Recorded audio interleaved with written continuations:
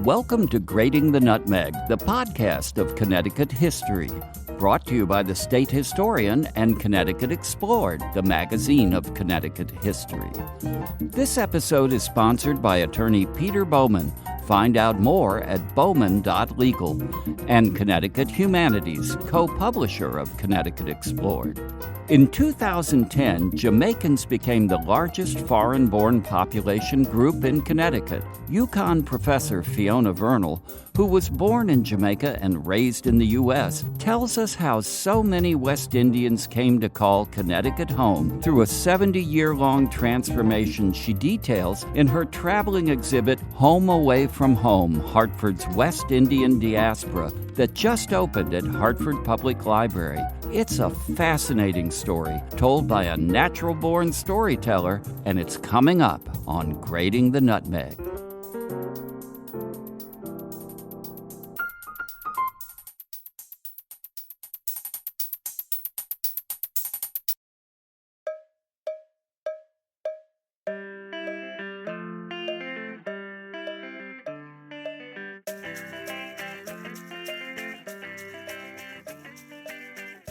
I'm Walt Woodward, and today we're at the Wallace Stevens Reading Room of the Hartford Public Library with my co-host for this program, Jasmine Augusto. Hi, Jasmine. Hi, Walt. Our guest today, are you ready?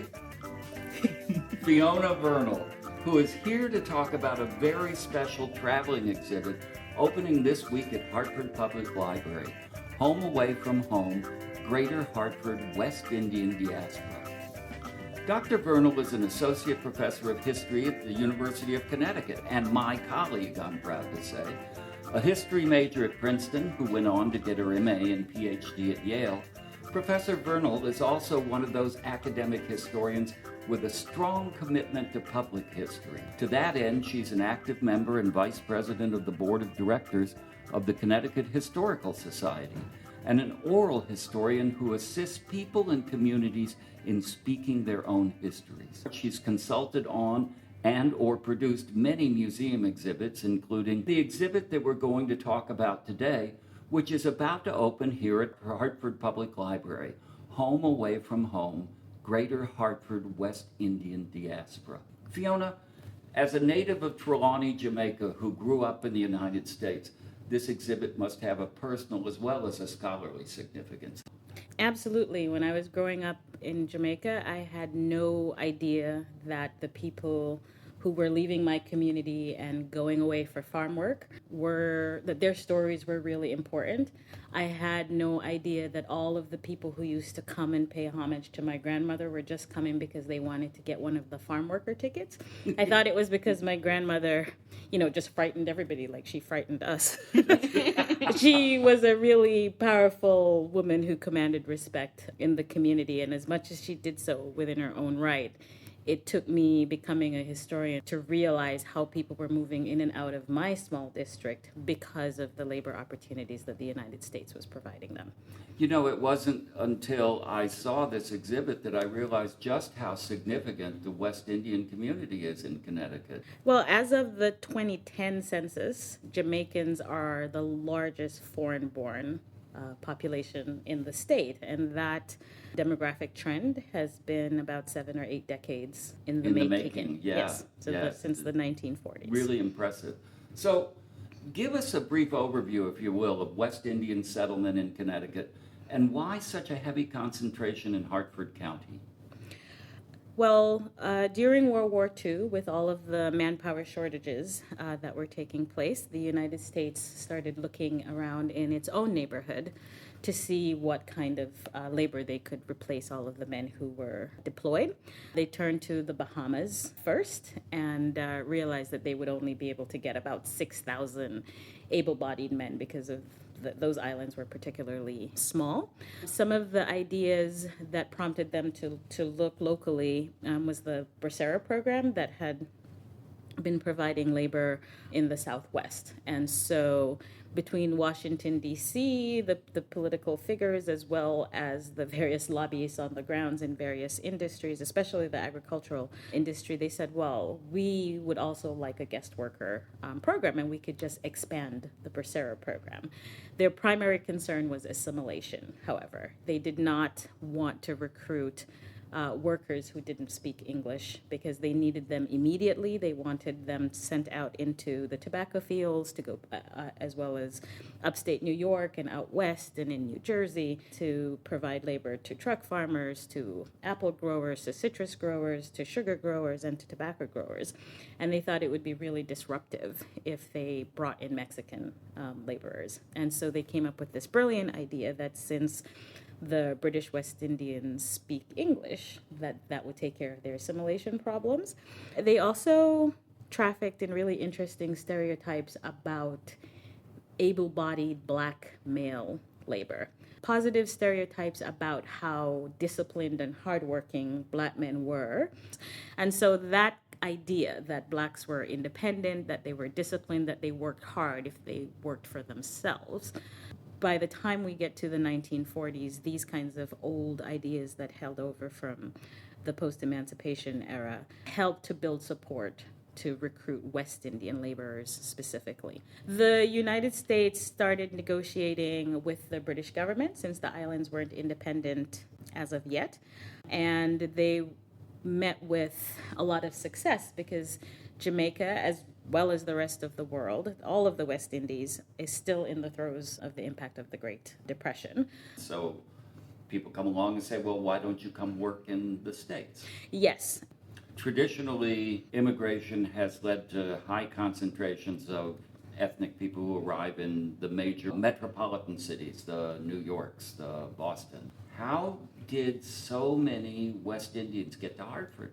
Well, the West Indian immigration followed similar patterns as other major immigrant populations, with New York being the primary destination for most West Indian immigrants. And there are very many service jobs in the service sector in New York that's encouraging this trend, and people are able to find a niche in the service sector. There's another large population in Florida, and the remnants of that harkens back to the history of the U.S. Sugar Corporation.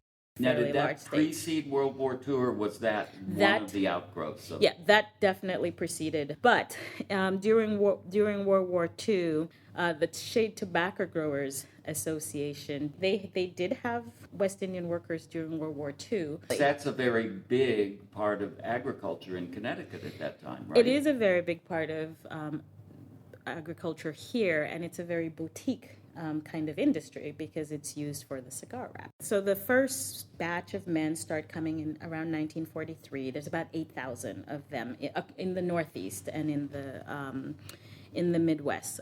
Connecticut gets just a little bit over 1,000 workers. That number maybe grows to 1,200, but the overall numbers keep growing. So there's about 8,000 in 1943. That number goes to 17,000 the following year, 22,000, almost 22,000 the year after. And it's working very well and very effectively.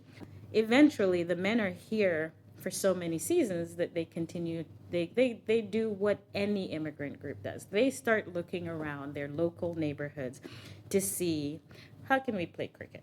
Not even their local neighborhood, where they're in the soldiers' barracks and in Bradley Field where they are. They start playing cricket and dominoes immediately.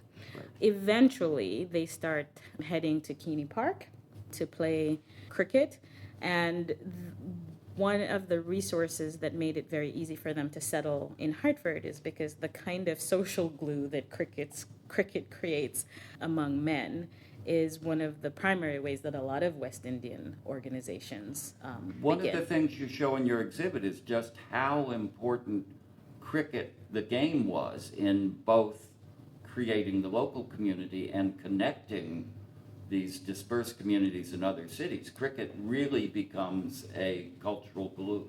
Yes, and so it's not just a cultural glue between New York, Massachusetts, and Connecticut. It certainly is, but we also have to remember that West Indians do not have too many opportunities to interact with each other in their various islands, right? It's not as if Jamaicans are going to Trinidadian colleges or vice versa. The United States, Great Britain, Canada provide spaces where people from different West Indian islands are coming together for the first time, and then are talking to each other about what it means to be West Indian. You know, I was really wondering about that. We talk about people from the West Indies, but it's so many different, both cultures, islands, language groups, that I was wondering whether it really was an appropriately coherent statement in 1943 to say the West Indians are here. Did people think of themselves as West Indians? They thought of themselves as the West Indians because the labor scheme was called the British West Indian labor scheme. All of the official documents referred to them as West Indians, and the local U.S. population, doesn't have time to try to figure out the minutia of who's from Trinidad versus who's from Barbados or who's from Jamaica. And so they just start referring to everybody as West Indians. And what some of the interviewees say is that, they don't necessarily have time to correct people. That, oh no, I'm Trini, I'm not Jamaican. But eventually, though, you can't help but hear the accents. Sure. I can see where, these Connecticutans that call us West Indians will be West Indians if that's what they want. But on the ground, for all these people from the different islands, now they're here together working in this space. Did that create tensions among communities, or was it? Whatever tensions were created, rum can fix that, and cricket always fixes that. Well, there it is, the two panaceas. Yeah, rum. I've been looking for them a long time. So cricket does provide that glue for the men, because they get to play on the Windies team. They get to play on the West Indies team. It's not the Jamaican team and the Trinidadian team. It's the West Indian. It's the West Indian team. So in the same role that cricket is playing in the sports arena in bringing West Indians together when they're traveling overseas, it comes to play that same role. And I see it unfolding now. I live in Manchester, and there's an abandoned parking lot, and I see a lot of the South Asian immigrants coming together and playing cricket on the abandoned parking lot, and it immediately brought to mind of, yes, I bet this is exactly what happened at Bradley Field when the men are there. It's the evening, it's Saturday, it's Sunday. They're looking for their favorite pastime. I suspect men who probably didn't play cricket probably started playing cricket, and then they started looking to Massachusetts and looking to New York. Like any immigrant, right? You want to go to Boston, you want to go to New York. And the local community had done a fairly good job. Local organizations like churches and charities had done a really good job of doing outreach to the men. They invited them to come to church. They helped the men. The men formed singing groups that would then travel around to some of the local churches. And so they started meeting folks in Hartford who then told them about Keeney Park, and they started playing. And some of the African American population then are the spectators, or it's really interesting to kind of see, what these people are up to. And that's the kernel of the community until about in the late 1940s, right? So they're here in 1943.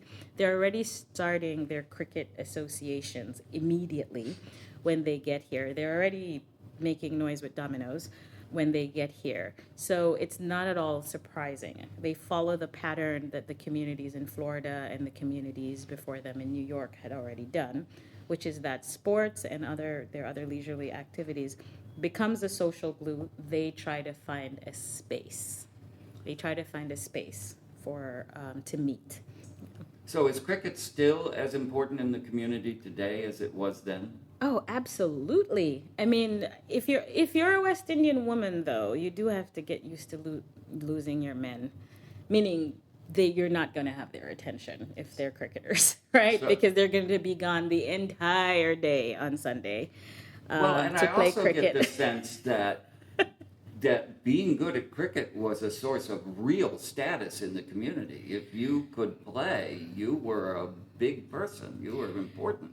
I mean, all you have to do is look at the uniforms of the men to think about the kind of status and authority that gets conveyed when you wear this white uniform and you're playing this colonial game that eventually the Windies team came to play much better than the British themselves. And in some way, if you consider colonialism a form of theater, that the cricket field is where some of those identities get played out.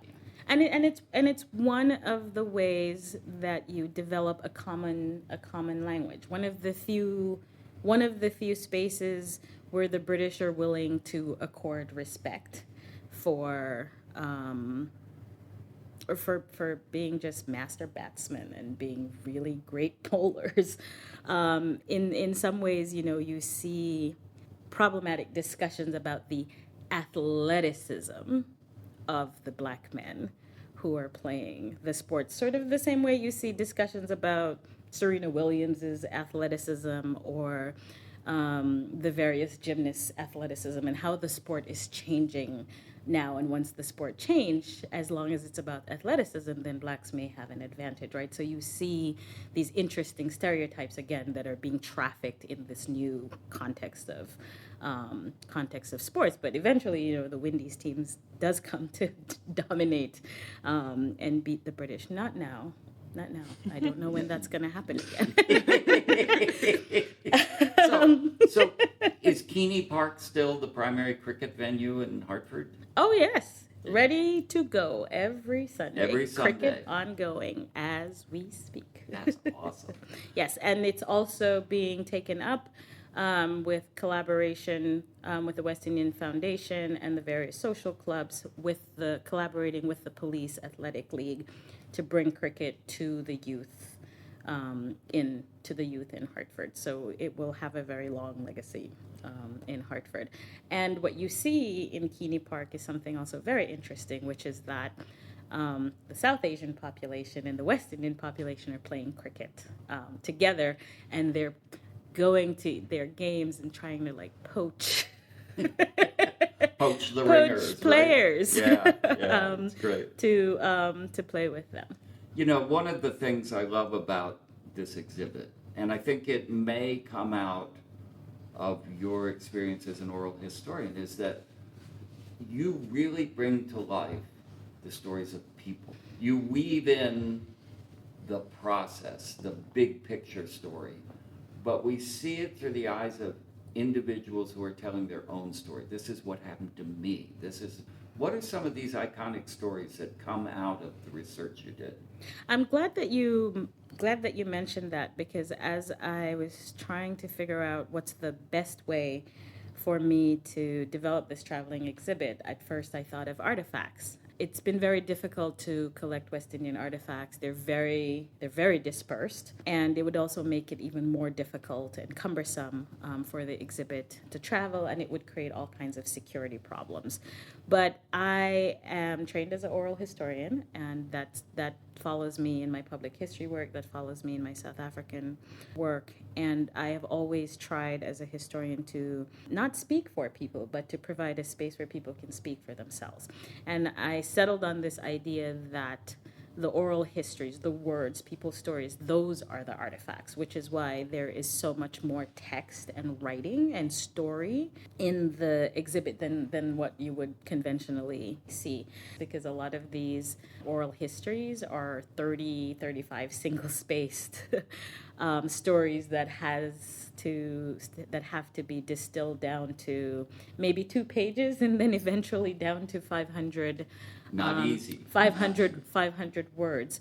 But I tried to give everyone a space to tell me what they thought their story meant and what they wanted to communicate to a particular audience. And so I'm finding that people are emphasizing cricket, their particular role as foundational members at the various social organizations.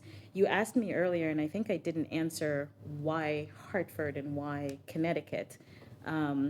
New York makes sense, it's a magnet for immigrant populations.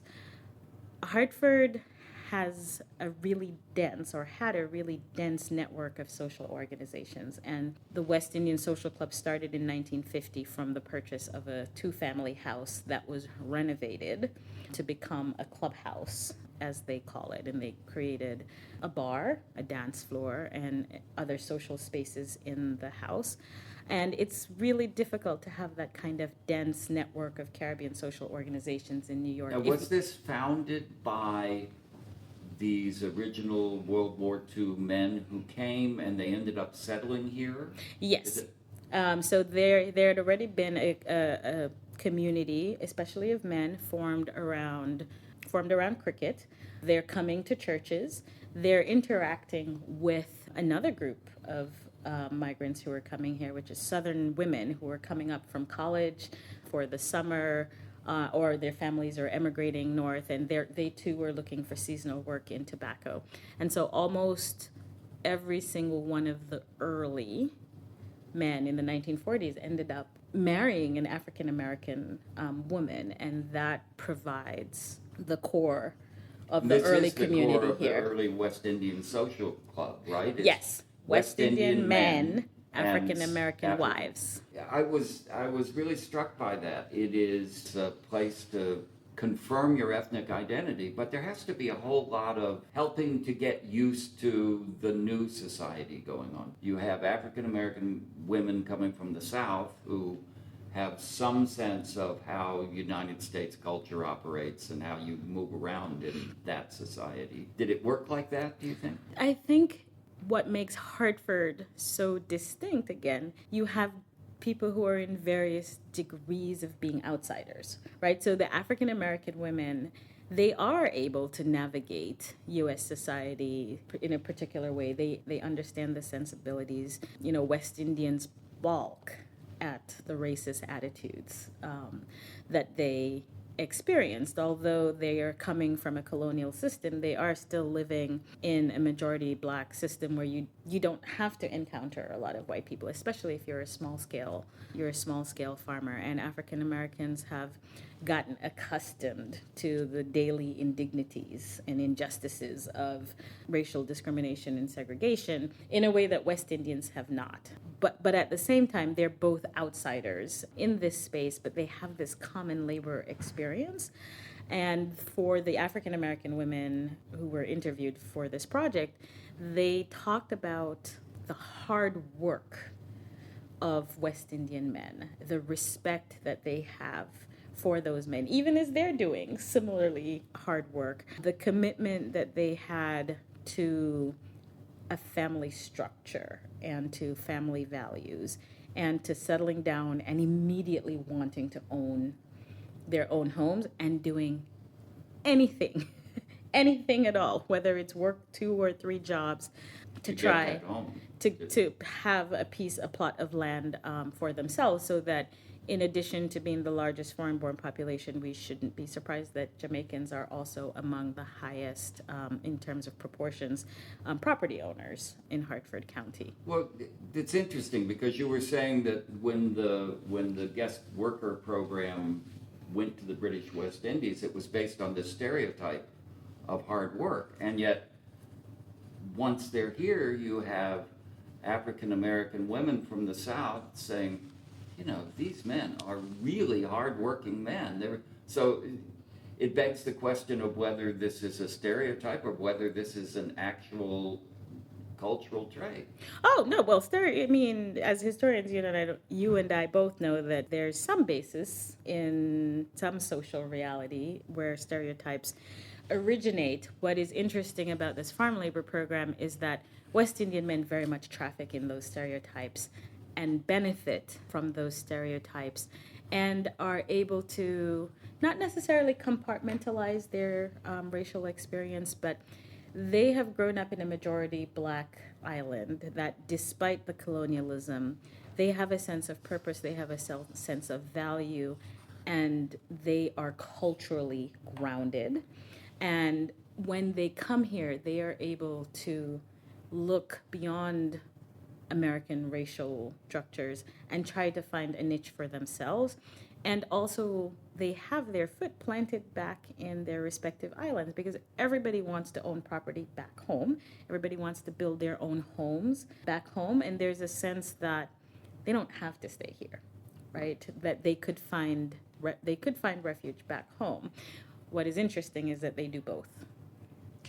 So my question is around citizenship in this period, because does the farm labor program provide some kind of like temporary citizenship, a visa kind of program? How, especially when it comes to then property ownership and like, so I'm curious about how citizenship works during this period, especially if folks are coming back and forth between the island. On the contrary, no. The Shade Tobacco Growers Association, if you don't look at the records, you don't realize just how much they've teamed up with all of these other industries to secure this labor pool.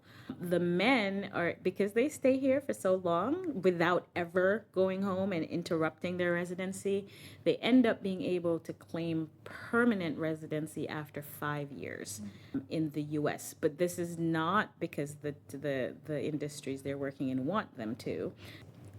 It's something that happens, and eventually policies are changed. But there's very much the intent embedded in the contract for these men to go home because their wages are repatriated home. Right? And so it's, if you want your money, you have to repatriated home by the employers or by to the Jamaican government, the Trinidadian government. Right. That's the incentive for them to go back home. These men see this pot of money as that's going to build my house back in Trinidad. So they're really making seed money for their return home. At least that's why they come. That's why they come. That's what was supposed to make them go back. And the fact that they're on contract, they're ultimately deportable, vulnerable labor. And they can, and many thousands were deported. That's the ultimate weapon that they wield against these men. In Connecticut, the men are finding their own ways of settling down and leaving the tobacco industry. But they're leaving the tobacco industry gradually, right? So you have the owners, Shade Tobacco owners, providing new opportunities for the men to eventually settle down. The men are going to night classes, they're going to machinist schools, and they're very much aware that this is going on, but they've been able to forge relationships with a lot of the men where the men are also, explaining that they have other family members who are going to be available to work. And so at some point, there is this balance between this is a temporary labor pool. We know people are going to seek better opportunities. And those trends really start to develop in the 1960s when the immigration laws become more liberal. And there are alternative ways for West Indian men to come here without having to go through the tobacco industry first. But the tobacco industry continues to use this program, this temporary agricultural program, to get workers. It's not on the same scale, but the numbers are still large in the 1960s and the 1970s. They start to taper off in the 1990s. Do you have any idea what the percentage of West Indian temporary workers or guest workers who came over, how many ended up staying? I do not. That is something that my research is trying to answer. I'm trying to get to something that I'm calling migrant zero. Like patient zero. Right. And it's been a lot of painstaking work in the phone book, in the Windsor Historical Society, to try to figure out, okay, now we are at 300, and when was it 50 people, and when was it 25? Stay tuned. Next, Professor Vernal will tell us about the male-founded social organizations that supported the early West Indian migrants and how women gained equal status in these vital male-centric clubs. And we'll hear some very personal stories about the forms of racism directed against the early West Indian migrants to Connecticut. But first, I want to tell you about a brand new initiative by the Office of the State Historian and Connecticut Humanities. It's called Today in Connecticut History. Every day of the year at todayincthistory.com, we tell you about a fascinating, often little-known event that happened on that very day in the past.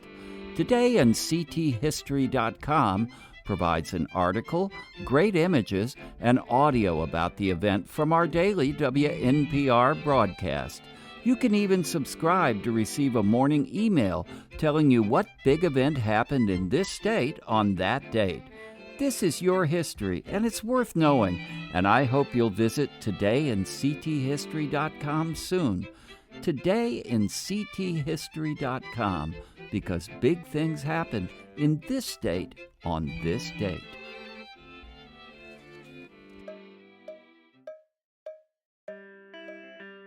There are a couple of points I really want to talk about. One of them is the status of the women in the West Indian Social Club when it was first founded. That was very much a male-centric organization, wasn't it? Yes, it was very much a male-centric organization, and unapologetically so. But all of the men who were either founding members or founders of the club, emphasized that, their wives were pivotal. Their African American wives, and then for the ones who did eventually marry West Indian women, that their wives were pivotal in providing emotional support and also in giving them the time and the space so that they could go found these organizations that developed as real pillars and community centers and places of social cohesion, as a space where West Indians could have a voice in the community. But I certainly won't sugarcoat it by saying that it didn't create a lot of tension. The women became very actively involved right at the founding or shortly thereafter, right? They did, and they incorporated the women in a ladies' auxiliary. And eventually incorporated the women. That's not an exclusively West Indian thing to do, No. Especially during that time period. No, and I mean, and in a lot of ways, the West Indian men are following a lot of the same gender norms and social norms. And they see, in some ways, maybe they see the club as a home away from home of their domestic homes, right? It's a space to relax. It's a space to socialize. It's a space to play dominoes. I know that there are women who play dominoes, but really the men make it an all-male space. It's a space to go and drink rum. It's a space to get curry goat. Try to find curry goat in Connecticut in 1950 or 1951, to have their own, food, to have that protected space of cultural heritage. How long did this last? Because it certainly doesn't stay that way forever. No, it doesn't stay that way forever. And eventually, going into the 1980s, the women's auxiliary is dissolved and the women are incorporated as full members. But part of the reason that happens is because the men realize that the women are doing all of the work and they're making all of the money, and it was not going to they were not going to be able to get away with that for much right. longer, because the women are planning, they're planning the anniversary balls. They're planning, they had a Snowflakes and Shadows ball where the women would get dressed up in white, and it would, they were just all decked out, all classy. It was a very classy place to be. And you're talking about anniversary balls where there are 300 people, right? Wow. 250 people. If you are West Indian, that is the place to be. That is the place it is the event. That is the place to be seen. But as a West Indian woman who has a lot of uncles and a lot of cousins, male cousins, who spend lots of time out of the house, we're very well accustomed to men occupying all male social spaces. It's a part of the culture, and it's something that we live with. But the women, they find their niche, sometimes in these same organizations. You should hear how they go on at the cricket matches, right? They're really important spectators at the games, and they really do hold up. their men. So if I were to read between the lines here, I would conclude, I think, that there's still a very kind of male-centric West Indian culture, but that women had jockeyed into a very strong position within that culture. Is that fair? That's fair. But as I said, I have a lot of uncles, but remember my grandmother that I started off with. Never forget your grandmother. Right. That's trouble in any culture. West Indian woman like that in almost every family. And so they have their own way of exerting power and authority in their own way, that they make it very clear to the men what is working and what is not working. But as long as the men are employed and taking care of the household, the women are willing to go along with this division of labor. I think what works as a glue between black men and women, whether that's two West Indians or whether that's an African American man and a West Indian woman or vice versa, is that black women have always worked, right? They've always worked. They've always been in the workplace. They've always had to work to support their families. And when they moved here to the United States, it was no different, right? Because there are two things that a West Indian family wants, a West Indian couple wants. They want a house, and they want their kids to be educated.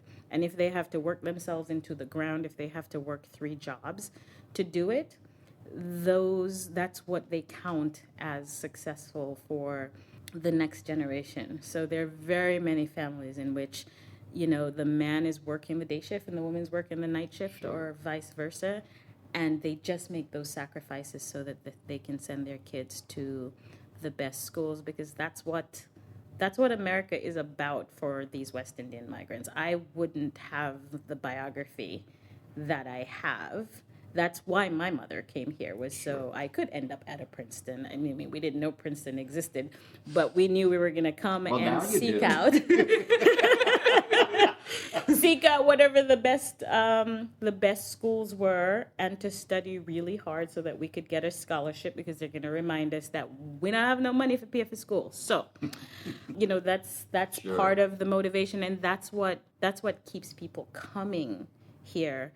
And I think that's why this exhibit is so important, because you see different generations of people coming to this country for the very same reason. It's for a better opportunity. It's to make a life for themselves. It's to pursue opportunities that they would have never had in those spaces because of the way that systemic racism is working in the British West Indian Islands to, only let in just a few of the good natives and just a few of the West Indians into, the upper echelons of society. Well, let's talk about the reception of these immigrants when they came. You said earlier when we were talking, you said that the community welcomed these West Indian men. They'd have them over for dinner and things.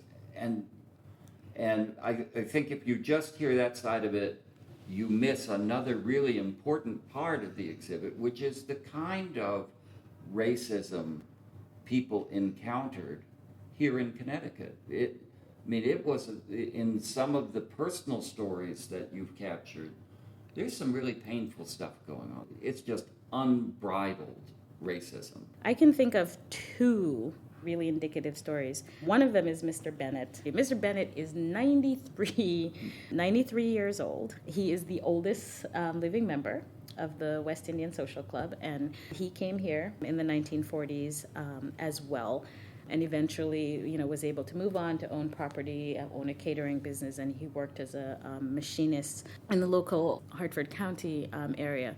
But when he first moved to Bloomfield, he had bought the house, and I think he was working on the house for about 4 months before he moved in, and his white neighbor would stop by and come over and talk to him about the fruit trees and tell him what happens during the seasons and what has happened with the previous owner of the house, and chatted him up and was friendly because he thought he was the yard boy or the gardener, right? Oh, yeah. Here's this black man who's coming here, and he's always in his garden. Mr. Bennett is a great gardener, still at 93.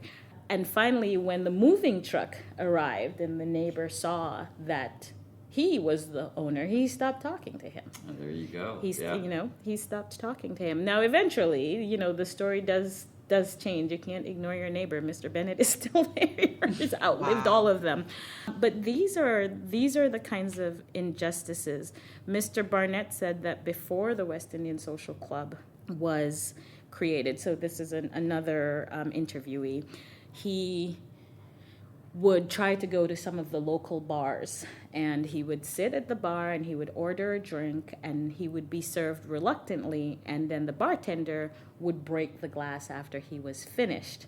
And so Mr. Barnett said, all right, well, we're just going to bring more West Indians here until you have no more glasses in this bar. But you don't always want to have to push back that way. I mean, It's these kinds of experiences that encouraged West Indians to actually want to have their own space, right? So they wanted a home away from home where they didn't have to perform. They didn't have to perform the positive labor stereotype. They could just be who they were. They could curse cricketers, and they could curse politicians, and they could eat what they wanted to eat, and sort of be protected from sort of the wider social world. One of the other stories that struck me was it was a woman's story, Florence Kaiser Price Wollaston. Yes, Mrs. Wollaston says that she wants all of her names in her panel. Well, good for her. She has many of them, and they are all powerful names. Florence Kaiser Price Wollaston. Yes, ma'am. This was really interesting to me because she described where she lived in Hartford when she came. The housing when they first got here was very poor, and the Connecticut River would flood. They didn't have heat. They didn't have plumbing. Yes. And what struck me as a historian of this region is that's the way it was for everybody in Hartford, but in 1830 or 40, not, yes. not in 1940, 1950. Yeah. Yes, and Mrs. Wollaston is one, Mrs. Wollaston's family, the Kaisers, moved here from the South, and so she's one of these African-American women who worked in the tobacco fields, and she talked about the abhorrent conditions that blacks were subjected to, essentially slum conditions that they were subjected to. What she provides a window into is when you have Bellevue Square being developed. That was the point that stood out to me, that here is a project, and we now think of projects as being such a mistake. Mm-hmm. But she lived it, and she said compared to what we were living in, this was a wonderful thing, to actually get into a place that had hot water, to get into a place that had heat. And yes, she talked about having her own room as well, and yes, and heat and hot water, and being able to play tennis. And she schooled me, if not scolded me, as a historian to make sure that I emphasize, long after this exhibit is traveling here, there, and everywhere, that the way that we see the projects now, the projects that are being razed and torn down, is not the way that when they were brand new, when it was a resolution to slum living, that it was an urban development project and beautification project that the African American community welcomed. And I think that's important to remember. It is very important to remember. I mean, we have great ideas, and some of them have a shelf life of 25 or 50 years, right? The moving finger writes and having writ moves on. To jump to another person, Veronica Airy Wilson, another pretty good name. Now, there's a person who did personally experience over and over again really kind of a brutal racism directed at a child, right, or at a young person. Yes, I mean, it's now it's cool to be Jamaican, right? Everybody's eating, especially in Hartford, everybody's eating Jamaican food, and people are obsessed with dreadlocks. See what you've done. With dreadlocks, right? Everybody wants to be a dread, whether it's a lifestyle or a hairstyle. But when the music, right? But when when Jamaicans were first coming here, it was very difficult as a young West Indian person, because you stuck out like a sore thumb, right? Your accent. And so you find a lot of West Indians, like Veronica, even myself, we didn't want to talk. We didn't want to talk in class. The kids made fun of us. The white kids made fun of us. The African American kids made fun of us. They were mean. And a lot of the African American kids were some of our biggest bullies, some of our worst bullies. Veronica was actually put in classes to get rid of her accent, right? Yes, Veronica. So we weren't like it was the big melting pot. That was the idea, and you all have to melt. Yeah. And when you're a kid, even Philip Roth talks about this. Nobody wants. You want to assimilate. When you're a kid, you are not the best carrier of your culture, because you just want to be and sound and look like everybody else and eat the same food, right? Other West Indian kids would say, the teachers who are very well-meaning would say, welcome Byron, the new Jamaican kid in class, and try to make him feel good and say, so Byron, what did you eat for breakfast this morning? Because everybody eats breakfast, right? And Byron would say, yam and salt fish and banana. And the kids would just ride him to no end, and Byron never spoke again, right? I mean, Byron is not a real person, but he's like the typical West Indian. But it's unintended consequences of someone who is not sensitive or not understanding, trying to do the right thing and doing the worst thing. Right, when kids are mean, kids everywhere. Every kid is a mean kid, right? They are just mean. They're mean to each other, and they're definitely mean to immigrants. So Veronica tells that story of being, about speech classes. Another panel that we're doing with Barbara Frankson talks about, sent her, one of the things that sent her to speech classes, because she asked her classmate when she was in 4th grade for a rubber, which is what we call erasers. Eraser, sure. And it's like, she can't speak English. My sisters and I, they said that we were from a third world country and we didn't speak English, and they were going to hold us back.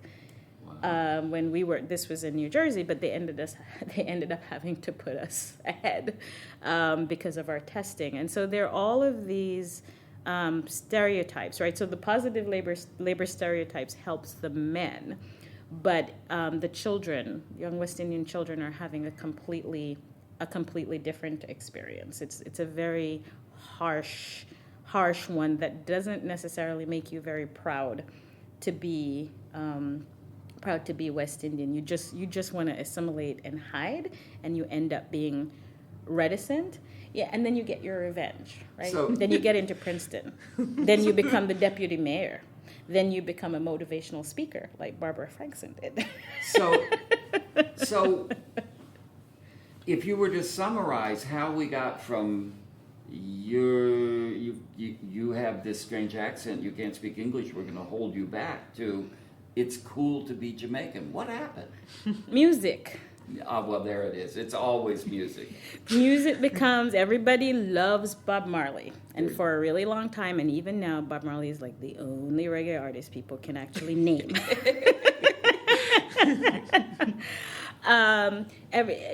Bob Marley is here, there, and everywhere. He's in Africa, he's in the U.S., he's touring. His music comes to symbolize the spirit of liberation, not just for the West Indies in the 1960s, but for Africa as those nations are becoming independent. And he uses his lyrics to tell stories about history, West Indian history and culture and heritage, and to be completely unapologetic about his dreads, about smoking ganja, and he brings West Indian culture on an international stage in a way that I'm not quite sure if anybody else has since. So that's one of the things that has happened. I think while you were saying that, I heard a young child in the background singing a Bob Marley song. That's amazing.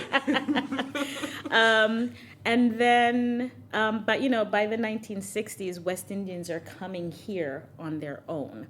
And whereas in the 1940s and 50s, you have a lot of economic migrants and people who, even if they were doing well or their families were doing very well in Jamaica, they no longer were. But by the 1960s, the economy has rebounded, and things are much, much better.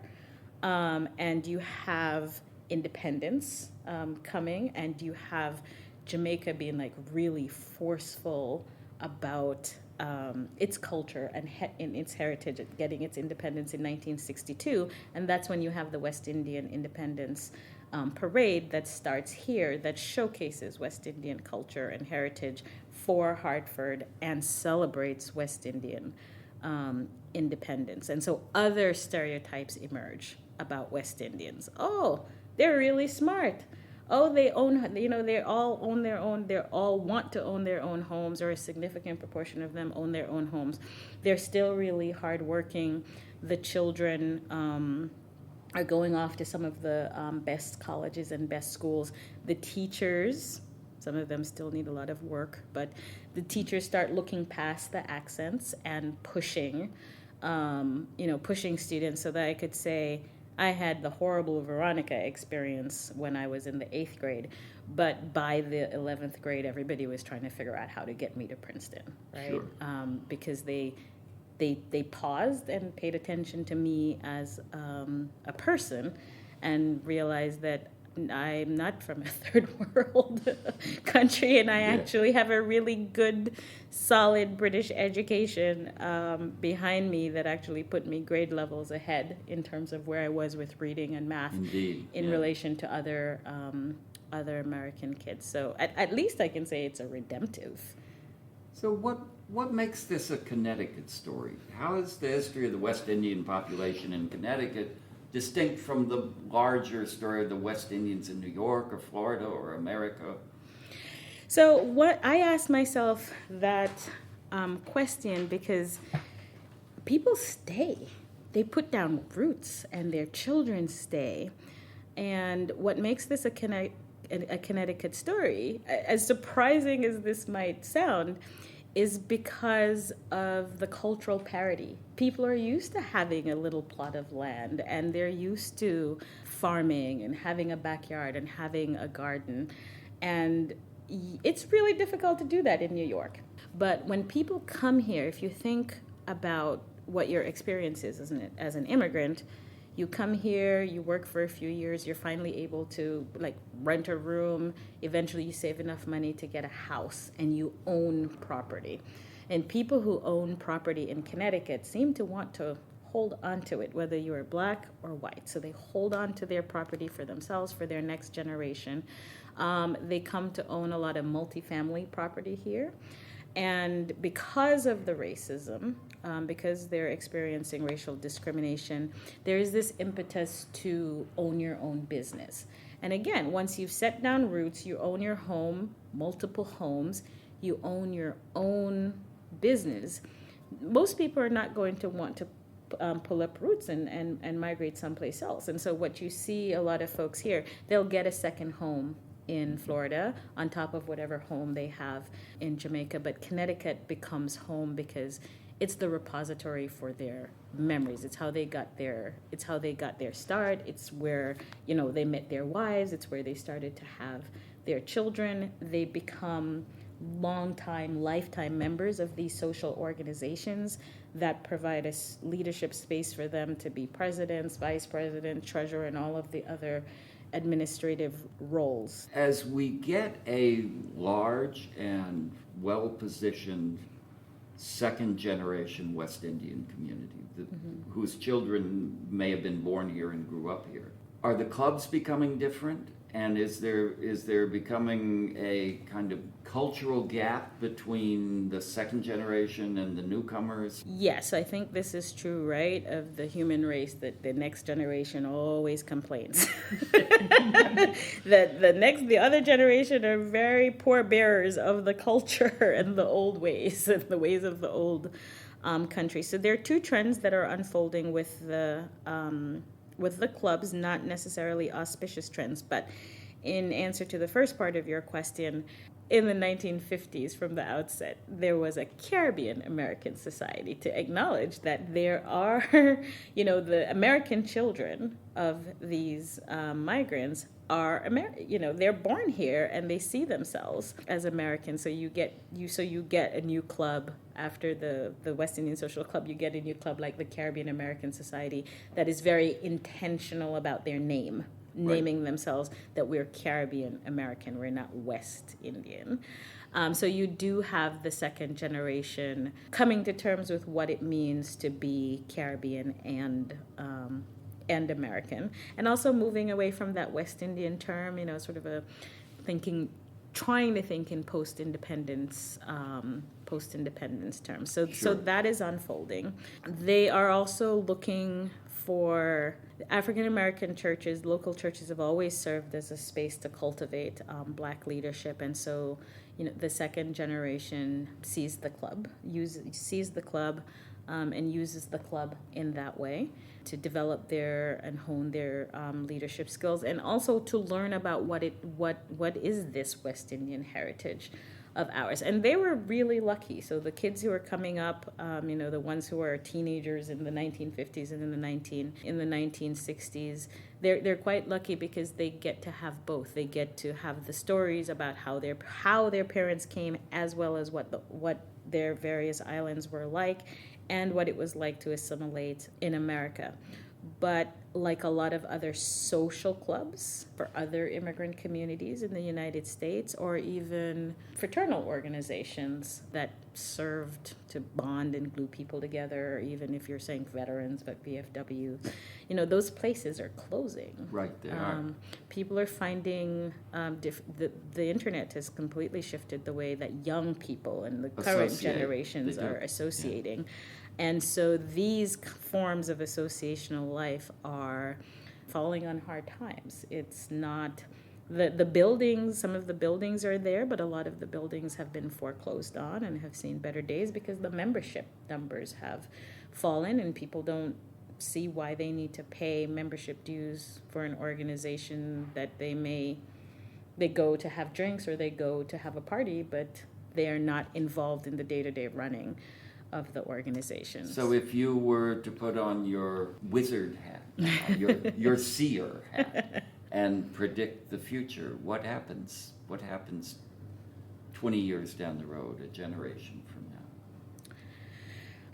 I hope that it rebounds, but I think the kind of political and economics times that we're in certainly suggests that we need these spaces. We need these spaces where people in the community can get together and have a voice, because the same kind of outsider status that West Indians had in the 1950s that drove them to look for a place of their own is happening to a lot of other people, other groups of people now. And so in the process of doing this work, I say to the social clubs that it's time for all of us to champion each other's rights and to welcome a forum on post-Maria Puerto Rico at the West Indian Social Club, to have a forum on what is happening with English as a second language education at the West Indian Social Club, for all of us to not be so siloed in our various ethnic organizations, but to use these spaces to have these discussions about what's going on and what's unfolding. Do you see that happening? Is that... I am on my soapbox. I am on my soapbox. If it's not happening, it will happen. You are a force of nature. I am on my soapbox, and I'm also on my soapbox with The young people. So one of the ways that we're doing that is to invite young people to the social club to see it as their own, right? Because they're not going to drink rum and they're not going to serve in the administration, and the places are closed during the day. Sure. And so we have to have summer camps there and youth groups there. Great and idea. Have young people be, oh, that's the social club. Oh, that's where I go to my camp, right? It's not the nightclub. It's not the reggae club. It's not the bar. It's a place for them to have a dance troupe or for them to have a drill team and to have a summer camp. But I'm optimistic because this is not a West Indian problem. This is something that a lot of social organizations. It's a structural problem globally. It's a structural problem, and we need it. We need it more than ever. Hartford has changed, and Hartford Public Schools. Hartford Public Schools are having a really difficult time. The children in Hartford Public Schools are having a really difficult time making the grade and excelling. The West Indian kids in Hartford Public Schools, a lot of them are now having a hard time. It's not like the previous generation. So the crises and the needs, whether it's an economic crisis or the political crises, I am very optimistic that it will make us more creative at our problem solving. So that's where I see it. For people who want to see this wonderful exhibit, it's going up here at Hartford Public Library this Thursday, will be June 7th, and it's going to be up here till when? It's going to be up here for Caribbean Heritage Month, and we're going to take it down at the end of Caribbean Heritage Month at the end of June. This exhibit is already, it's already been exhibited in how many places? We exhibited it at the Thomas J. Dodd Center at UConn, who has been one of our biggest supporters. It has been at Manchester Community College, and it has been at Trinity, and now it's coming to the Hartford History Center. Well, it's wonderful. Everyone, this is an exhibit people should really go out of their way to see because it's about a community people should really get to know. It's an important part of what Connecticut is now. Yes, and I want people to do more than say, I ate jerk chicken, or I ate a patty, or I know who Bob Marley is, right? That the primary way of consuming West Indian culture shouldn't just be food and music. The Jamaicans are a significant proportion of the Bloomfield population. They're business owners, right? So they're employers. They're citizens. They pay a ridiculous amount of taxes in Hartford and in Bloomfield. And so we want to get to know different aspects of our culture. So some of the questions we're having about how to get to better numbers of home ownership, well, maybe we should be talking to West Indians about that. Maybe West Indians should be the ones on the panels. It's a great idea. Right? Telling people how to get to 50%, 60, 70% home ownership, how to get 9 kids into college. Mr. Bennett can tell you how to do that. Excellent. So, yeah. Thank you, Fiona. Jasmine, thank you. Thank you. This has been just a wonderful interview. You know and know and know. And it is a great project. Well, I don't know about Migrant Zero. So if there's anybody who wants to help with that. If Migrant Zero is listening to this podcast. Or descendants of Migrant Zero is listening to this podcast and you have one of those trunks that you came here with, please contact me. And on that, we will turn it over to the airwaves and see if Migrant Zero is listening. Thanks so much. Thank you.